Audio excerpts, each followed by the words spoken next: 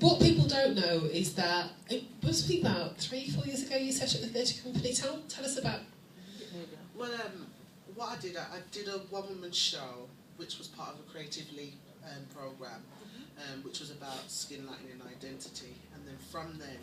Which is huge. There's so much discussion about skin lightening at the moment. So if you hasn't crossed your your vision, have a look on the internet. There's lots of really interesting stuff about it at the moment. Yeah, and it's all about identity. And I work with a lot of young girls exploring identity.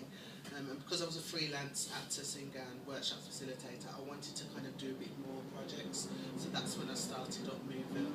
And now we're starting to put in a few bids and stuff, and we're getting out there. And my kind of, this is my niche. I kind of develop characters around certain situations, and I get the audience to think. So a bit like the singer. Alicia.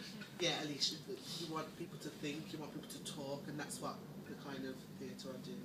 Fantastic. So let's sort of bring it back to the woman of the moment, which is Maya Angelou. When did she come into your world, and in what form did she take? Oh, I'm sure it was about 13, and it was a poem. My friend, she used to love reading books, and she said, "Have you heard of this?" And I was like, "No," and I started to read.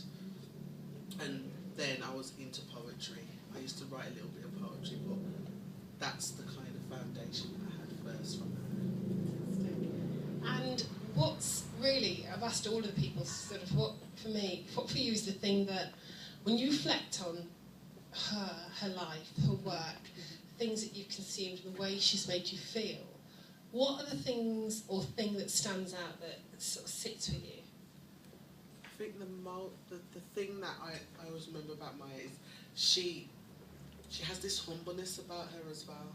She's a strong woman, but she has this humbleness, and she empowers you, and it's always an uplifting kind of thing that she does when she's saying her poetry and her books, and it's the faith, what the lady was saying, you have to have faith in what you do, and she had faith, and she believed in what she was doing, and she just stayed humble and true to herself.